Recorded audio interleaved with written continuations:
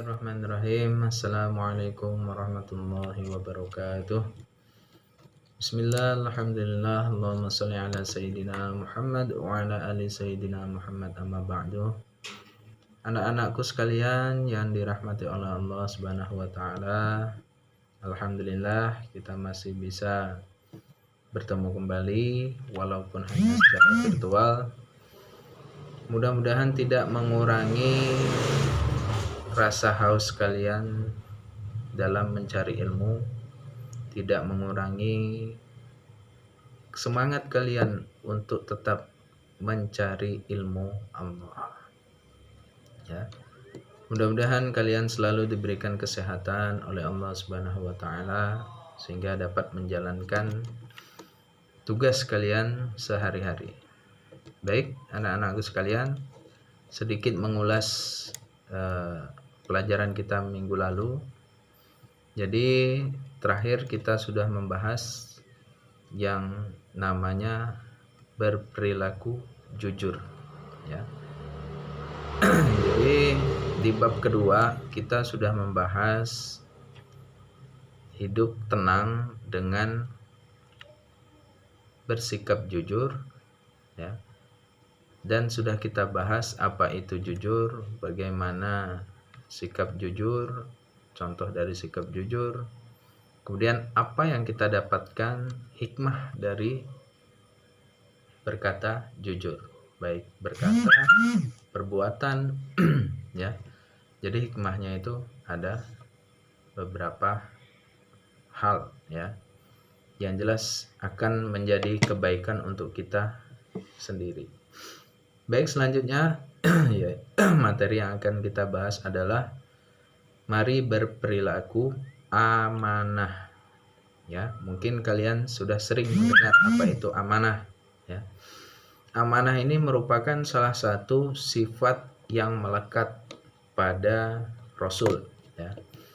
Jadi ada 4 sifat yang wajib dimiliki oleh seorang Rasul, antara lain yaitu siddiq, amanah, tabligh, fatonah.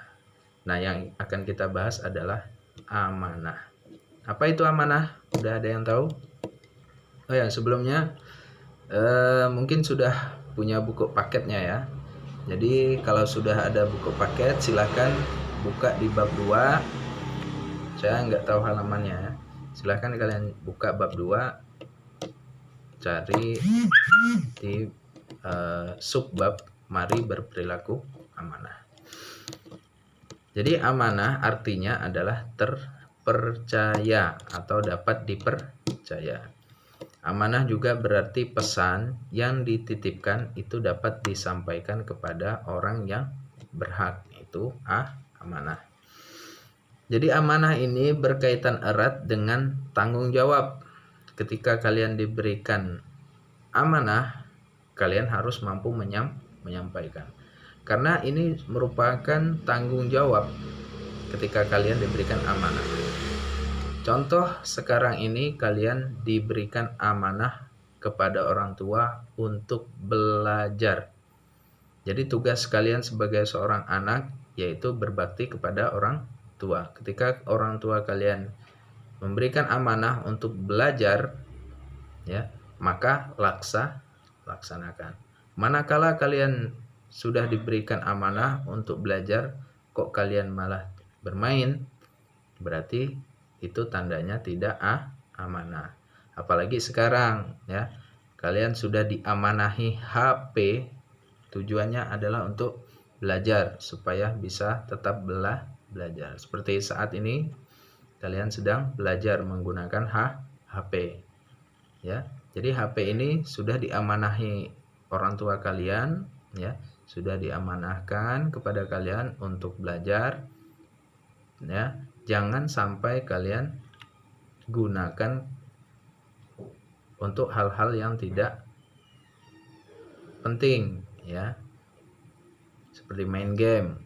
Mungkin ada yang diberi HP sampai saat ini masih main game, gitu, ya. Jadi nggak imbang antara belajar dengan bermainnya.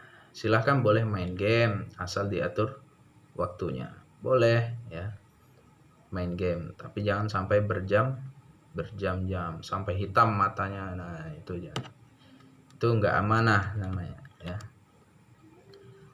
Nah, tanpa disadari ya, sebenarnya kalian sudah mulai berlatih menjaga amanah ya. Antara kalian ya, ada yang mendengar amanah kepada orang tua. Nah, Rasulullah sendiri bersabda, Ani bin Umar radhiyallahu anhu anin Nabi sallallahu alaihi wasallam, kullukum ra'in wa kullukum mas'ulun.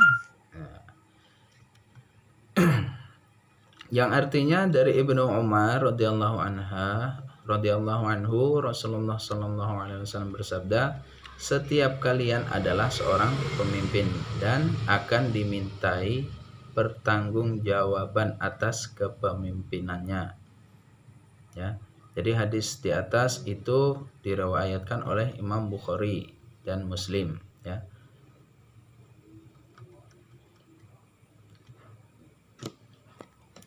Nah, amanah sendiri itu dibagi menjadi 3 macam. Antara lain amanah terhadap Allah Subhanahu wa taala berupa ketaatan akan segala perintah dari Allah dan menjauhi segala larangannya. Jadi Allah itu sudah mengamanahkan kita ya sebagai hamba Allah, yang mana kalau sudah disebut hamba Allah berarti harus tunduk patuh atas segala perintah Allah. Contoh perintah Allah adalah sholat. Oke. Kemudian yang kedua, amanah terhadap sesama manusia. Ya, misalnya ketika dititipi pesan, dititipi barang, maka kita harus menjaganya atau menyampaikan manakala orang itu menitipkan barang untuk menyampaikan kepada orang lain, atau semacam JNT atau pos ya. Jadi kalian diamanahi barang, kalian mengamanahkan barang kalian kepada pihak pos, maka pos akan menyampaikan kepada orang yang ingin kalian kirim. Itu ya, itu contoh amanah sesama ya.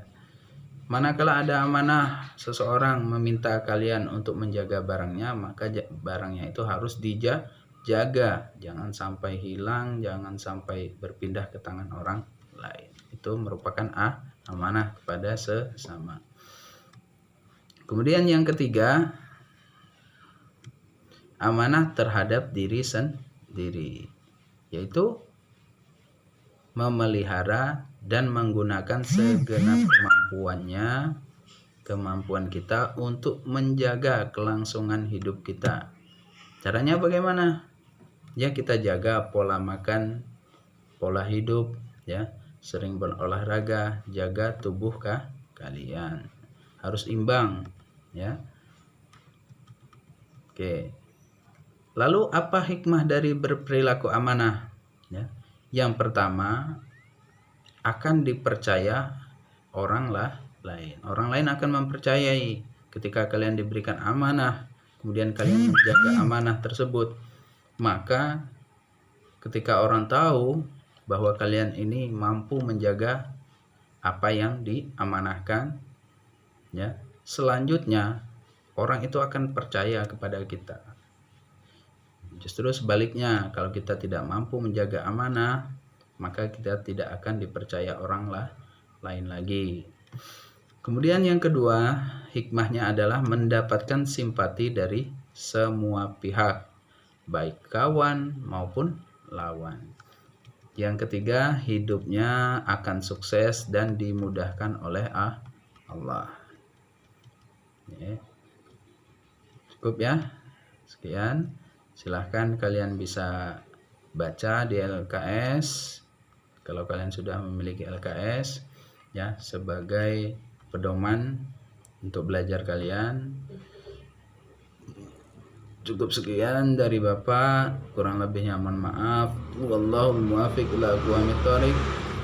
Wassalamualaikum warahmatullahi wabarakatuh.